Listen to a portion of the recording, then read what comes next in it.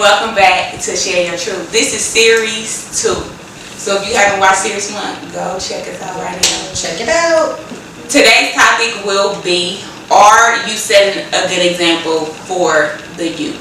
This is episode 1. I'm Bridget Marie. I'm Candice B. I'm Triana. I'm Jasmine. I'm Mika Means. I'm Raquel. I'm Sequoia. I would say that for me personally, yes, that's actually something that I strive to do because I have a daughter and because I think that our youth could be, well, they are misled in a lot of things. And it's not because we are intentionally doing it, it's because we are, as adults, living our life. And sometimes we don't think that those that are coming behind us in age are paying attention, and they pay attention to what you do versus what you say. So one of my callings in life is to mentor young women and young girls and to really be an example to them. And I do that just by being myself. Like when I go into those atmospheres, I don't try to be anything else but me, and I tell my truth. And I tell the things that I've been through, the mistakes that I've made, the stuff that I'm still trying to grow through. And I think they appreciate that. Because social media, I know we talk about this often, but social media could paint a picture as if things are just perfect. Right. And so what's the in-between before you got to that point in your life? Or what trials and tribulations that you experienced before, or before you found that love? Like, what about all the heartaches that you went through? Like, it's so many things that our kids have to know so that when they get to the point of hurt and pain and disappointment, they don't feel like it's the end of the world. Right. And then being just too emotional, too. Yeah. Like, I'm trying to teach people how to take control of their emotions, Like growing up with me, we fought. That's all we talked about was fighting. And I was looking at kids like, no, don't fight. No, we got to fight. I'm like, well, I used to be like that too, but I'm trying to set the example like you don't have to fight. It's some of the people that my closest friends be people that I didn't get along with when I was younger, And then there's some people that we never got a chance to get to know each other because we disliked each other before we even got to know each other. You know what I'm saying? So I'm trying to teach girls like don't judge so fast. Try to make friends no matter what, and you're not gonna be friends with everybody. But at least don't shut down and close the door before you even know who it is. Because I'm like, you probably have a bad day. She don't know you have a bad day. You probably look like you having a bad day. Now she looking at you like, oh, she got an attitude. And no, you really don't have an attitude. So dealing with their emotions is something that we have to teach them too. At a young age because they be so emotional. Oh, don't let a boy come in. Oh Lord, everything. So I be like, no, y'all have to. And I don't have girls, so I be like, I don't know what to say to them. I don't, but I try to be what I need. I try to be what I need. I know what I needed. I know I needed somebody to tell me that that's not right or not riding the wave all the time. So I try to be what I know that I needed when I was younger. That is good. I think for me, I feel like I'm being a good example. I was trying, Jesus. But really, I have a lot of nieces, but two in particular. One, she's 10 years old and she acts exactly like me, and I have to laugh. I have to look back and laugh like, dang, I do that. And so sometimes you have to watch yourself because the stuff that I say. Even though I don't cuss around them or nothing like that, but the stuff that I say, she might say to an adult, and it's like that you using it wrong. You know what I'm saying? Or she'll snap, and it's like I do that as an adult. This is what I do. So I'm looking at myself through her, and then my older niece, one of my older nieces, she just asks questions to see what's my reaction gonna be, and I have to tell her okay, this and this and this, about boys, about school, about being an entrepreneur. She wanna know. So she's more. My youngest niece is watching. My oldest niece is more inquisitive. She's more asking questions. So it's you gotta be on your P's and Q's. Around all type of you because they not only watching you but they listening to you and then they mimicking what you're doing. And so it's please help me to be who I wanted to be at that age. Because but I felt like I was like authentically me, so I wasn't, I didn't like really waver or nothing, but I just want them to be authentically them. Like, you don't have to run with the crowd. But my oldest niece, she know that. She like, I don't want to do what my friends do, so it just. And that'd be hard for me because I be feeling like when little girls around, I be like, I can't be too ratchet. Like, I be like older than me.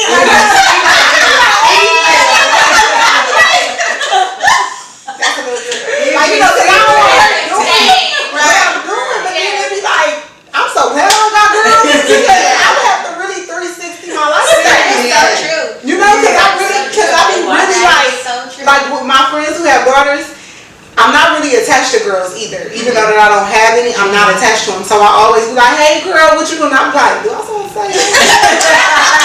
I'm like, was that a little too much? I don't know. Like, but I don't know how to really interact with little girls like that. So We did a beach day yesterday for the kids, and so like we're playing the music or everything, and I had to catch myself because my daughter was right there, so I'm like, hey, and I'm like, hey, but no, that is so true. Like with me, I have a daughter and a son, so it's like I have to find a balance with the both of them, and it's not easy, like at all, especially growing up like in a home where my mom was like verbally abusive. So it's like sometimes I can see myself being the way that she was with myself, but it's like I feel like God allows me to realize it or see that so I can fix it and I can correct it. And and I tell my son and my daughter, I'm like, hey, I want to be the example for when you guys grow up and you become a husband and a wife and you have kids. This is how you should, talk to your kids, or this is what you should teach your kids. Like, not always going, because I got whoopings, so not always getting whoopings, but like trying to communicate and talk to your kid, like see what they may be going through or whatever the case may be, like because I strongly feel like our youth needs a lot of attention, a lot of love, a lot of affection, and like. That's the now I want to go down that path. Like I want to be a counselor for youth. Like I want to talk to them. I want to get in their head. I want them to confide in me. And I feel like with me having a balance of like being spiritual or having God's light in me, I can kind of be transparent and see like the areas that they may need help in that they didn't get while they were at home. So our youth does need a lot of love and affection. I think that's one way that I try to definitely step in with the youth, because I love kids. Like I truly love kids. And the biggest thing, or the way that I connect with them, I just try to be myself. I don't try to be like too perfect or too this, because I know that they're watching me. I'm a big advocate of wanting people to be them and be comfortable with themselves. So I'm just super affectionate, I would say, like always hugging, saying that I love you. And I believe time is so important. So many kids be like, oh, can I come to your house? And I'm thinking like, oh, what am I doing? But I do always be like, I just avail myself. Like, okay, we come to my house, make sure it's a group of y'all. We could go to the park. We could do something, because time is big. Affection is big. I love Nipsey, y'all, so I'm just always watching Nipsey. So it was this one little interview, and he was saying kids spell love T-I-M-E. Like time. Right? And I was just like, man, that's so true. If you just show up for a kid, they will so appreciate that and will remember that. So like y'all all said, they are watching us, they are listening to us, and if we just be active in their lives, I think it would make a huge difference, because social media is big. The internet is big. So just being present is definitely needed for our generation, because they have to go outside, they don't do nothing. I know. It's on their phones. Okay, let me on the tablet. But like Jasmine was saying, communication is pivotal, and it's not necessarily to talk to them to respond, but to listen and understand. Because when certain situations surface with me when I'm dealing with young girls, it's like I want to be that parent, like, girl, Right. But then I gotta be, I gotta understand that they in a whole different time zone. Yeah. So the more that I appear to understand what it is that they're going through, the more open they'll be, Definitely. and the more receptive they'll be to whatever it is that I have to tell them. Like there was just a situation where I called her my little sister. She texted me and she was like, I don't want to tell you this, but I gotta tell you, you're the only person that I know I can talk to. And I was like, okay, tell me. On the other end, I'm like, I'm like, my hands is like sweating, my underarms sweating. I'm like, oh, what you gonna say? And she like, I lost my virginity. Me too. She's 14. She 14? Yeah. So I held my heart, girl, and I was like, okay. And I just I didn't say anything out because I knew she was gonna keep texting. So she kept texting, and I was like, I love you, right? She was like, I know you love me. I was like, are you okay? She was like, yeah. I was like, who was it with? She gave me the details, and I was like, did you want to do it? And she was like, not really. And I was like, well, why did you do it? She was like, because I just felt like, it was what he wanted. So that that those small things, and it's evident that the conversations weren't happening in the home. Maybe mom feels like, okay, she's too young. She don't need to talk about sex. Or, dad is like, girl, I wish you would. So either way, it's like, who do I talk to? Right. How am I going to prep for this? What am I supposed to do? Like, if I was in that room, had my mom had a conversation with me, had my dad sit me down and talk to me, I would have felt a lot more confident and saying, like, no. If you don't want it, bye. Yeah. So even in that moment, I had to understand that it's not necessarily about being perfect, but like you said, being you, and letting them know it's okay to make mistakes. It happens, but how do you get through it? We don't exactly.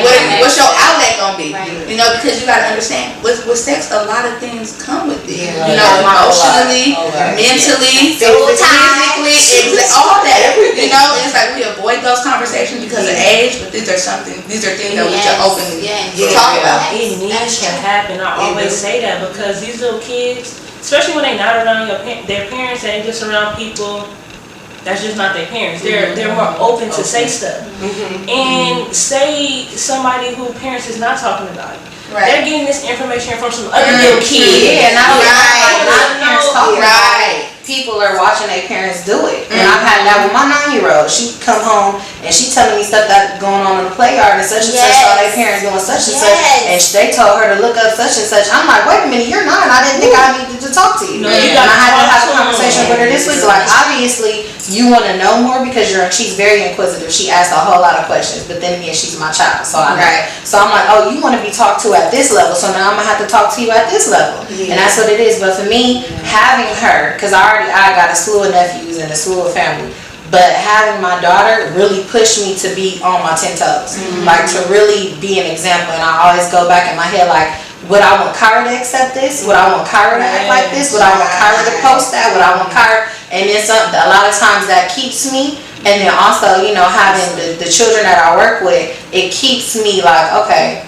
grounded when I want to do ratchet stuff and grown. When I want to be grown and I want to do stuff, it's like, okay, hold on, people are watching. And what kind of example are you putting out there? What type of vision do you want them to have? For me, having a girl has put me on my toes to really evaluate things that I like, things that I want to do, things that I want to say. And it causes me to be like, okay, well, would I approve of Kyra doing this? Would I approve of Kyra saying this? Would I approve of Kyra watching this? And that kind of put me in check, even though, I'm an adult. She's 9 years old. She not to be, but it kind of checked me in a way. And then also with the conversations, like, she's very inquisitive. So she likes to know a lot. And I'm trying to press her down like, nah, but then she goes to school and the people on the schoolyard are talking about things. So I had a situation with her last week where she was looking up stuff on the internet. And I was just like, okay, now you want to be inquisitive and you want to look. Like, now I'm going to have to keep it all the way 100 with you. So just for me and like the youth plus my daughter, I just try to be open. I try to be honest. I try to be transparent. I try to be that voice of power, because when you're that age, you don't feel like you don't have no power. People could walk over you, people could step over you, and so I try to show up in ways like, nah, you don't have to take that. I just recently had a situation yesterday with bullying with my nephew. They was bullying him on Instagram. And he had no clue, because we went to Knott's Berry Farm, so one of the guys was like, oh, you look like a perverted psychopath. And so my other nephew was like, don't talk about him like that. That's not nice. He was like, well, everybody looks better than him. So I got in a DM. Like, but that will not be tolerated. Like, you need to watch your mouth, and you need, if you don't have anything nice to say, then you need to do this. And the little boy was shocked. Like, because we will pull up. I'm so sorry. He's like, I'm so sorry somebody else did that. But it's like, to hear him talk about how people bully him and bother him, but to actually read it, it's like, no, I don't like bullies. I don't like bullies because I had that problem in middle school as well. Like some of the 8th graders would say something. One stepped on me one day. What? I was laid out and she stepped on me, and I was like, excuse me? And she was like, you're a puppy, you a scrub, you don't matter. And I was just like, and I didn't do nothing. So from that moment on, I wasn't taking no mess from nobody. You feel me? So you feel like you don't have that power. So for the youth, I try to exemplify, like, you don't have to take that, you don't have to do that. And then, like, how do you guys find like a balance? Like I said, I don't know if I'm like overreacting. Like, I don't know if I'm just being too. Like, the older they get, I don't even like talking to them because I don't want them to think that we're friends. Right. So I don't have a balance when it comes to dealing with like teenage girls and me being grown, because I'm the type, like, you can't talk about that in front of me. Right. That conversation, you shouldn't be talking about that in front of me. I think that's okay though. Right. That's how you explain. I'm not your friend. Yeah. So I don't know how to balance, like, being open enough, giving them enough rope, and then giving them enough rope to hang themselves. Right. You know what I'm saying? I don't know the balance. So it's like, I just kind of like steer away from young girls because I'm not your friend. And I don't need, like, when they smoking, you can't smoke in front of me. Right. I'm not one of those older women. But they're gonna respect that. The older they get, like my niece and my nephew, my oldest one, I have a 20-year-old and then a 13-year-old. They, like, when it comes to my best friend and my cousin, they love them. And they be like, hey, TT, how you doing? But they talk to them different than they talk to me. Right. And I'm like, you only knew I'm just as cool as them two. But when it come to y'all two, I'm not. Yeah. Like, I'm not gonna function with you. Yeah. But they'll respect it as they get older, because it's like, okay, I know you've always been the same. Yeah. Right.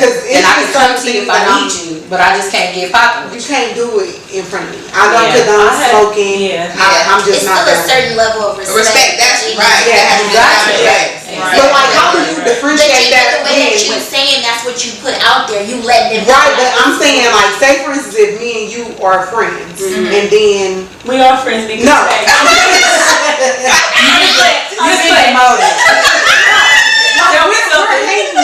Then there's this young girl that looks at you and you let her do whatever. Right. And now I'm your friend and I'm here and she think that she could do everything that she doing in front of me, and I'm like, I'm cool, but I'm not her. Right. You can't do that in front of me. Right. So when I do that, it's like, oh, she's the best, like, she's the mean one.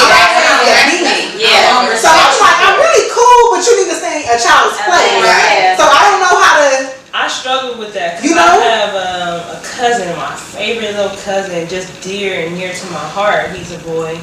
And at first I tried to be like super open with him, so he'll do whatever so he could be comfortable, so he could tell me stuff. Because I didn't want to be the mean one, or, oh, I can't do nothing in front of her, so now they don't tell me, you know? Yeah. But it backfired, because like you said, like, you could give them that rope and they hang themselves. Yeah. Because he started getting around me and being too open. Way too open. Yeah. Way. So I don't know what is too open? Yeah, what is that? Okay, like, doing stuff that they do in front of their friends. Yeah. Okay, so I want you to do stuff that you do in front of your friends. Mine is if you smoking or drinking or cussing and all that. Well, that's where my balance is off, because you can't really do what you doing in front of your friends around me. Like, I want you to talk like how you talk in front of your friends, so I can see how you get down. That's what I was trying to do. Like, however you maneuver with them, be the same with me. So it could be correct. But how do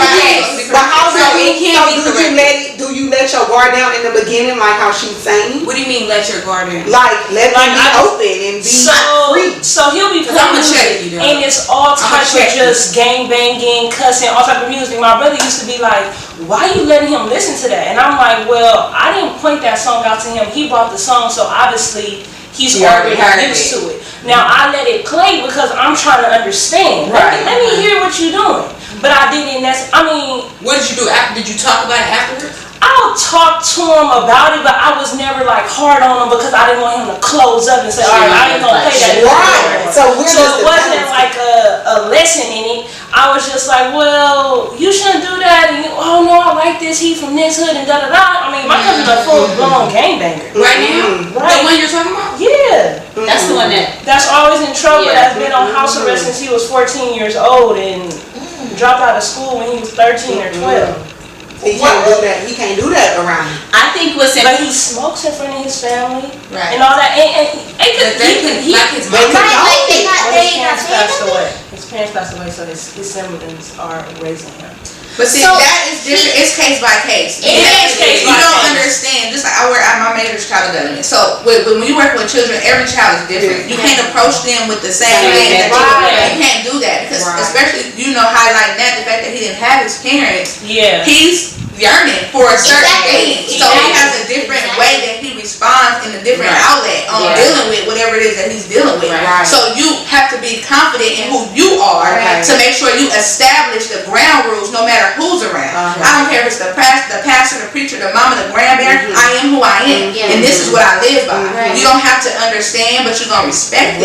But you can do that in such a way to where it doesn't come off like that. Like you just have to be able to strategically incorporate whatever you try to incorporate and just make sure you establish That's and reach where your my goal. balance is off at. My balance is off there. Yeah. It's like with little boys, like my kids, they'll have a friend and we in the car and the friend like asking my son, you know Wooty Woo from Wooty Woo Hood? And I heard him. The music was up a little bit, but when I turned the music down, I was like, the hood thing, don't bring no hood thing up when you with me. But he's used to doing that and being like that with his parents, people that are my age, people that he has seen me with. Yeah. And he think it's okay. It's not okay with me. You're not talking. My kids should know where you from. Right. Period. No, so guess what? He come over to my house. He's the most mannerable.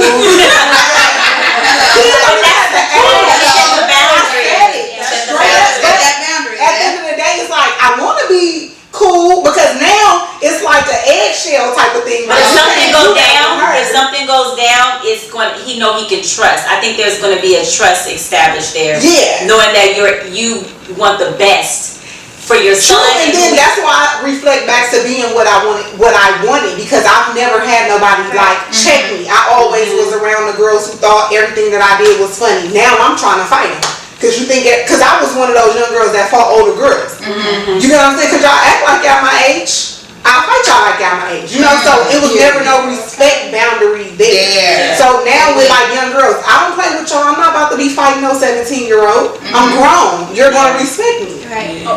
Okay, so it is case by case because with my cousin, he's the biggest gangbanger. My cousin is the one that mess with. He's the bully.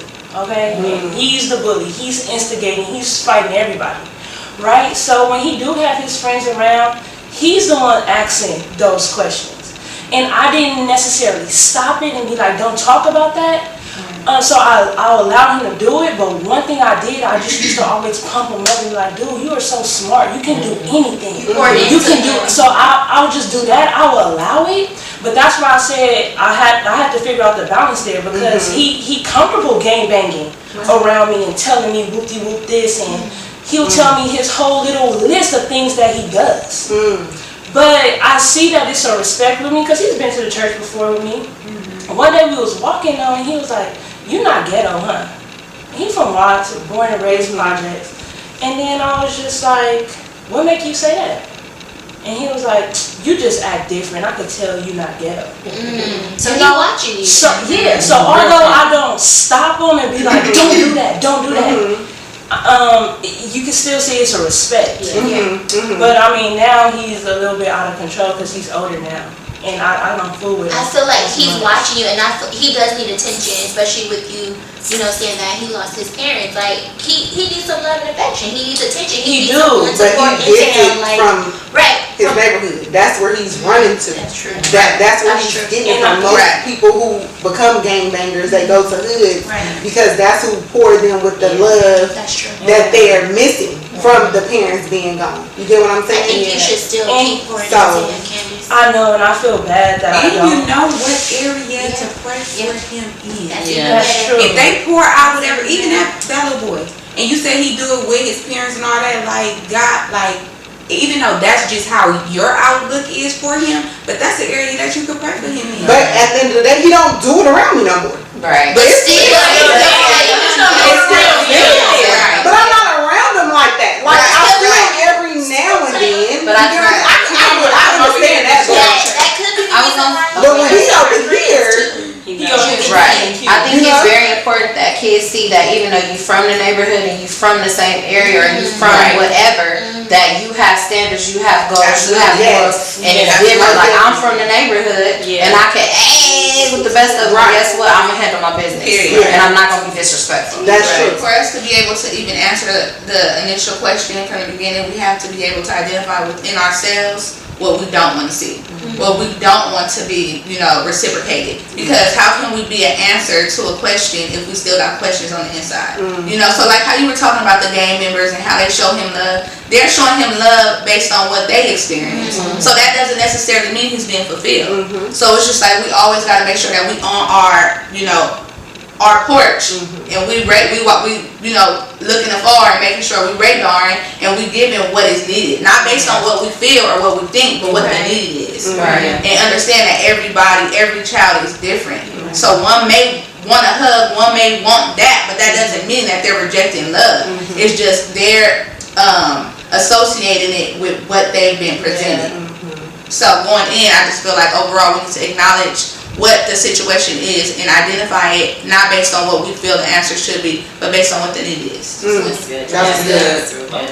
This is Share Your Truth.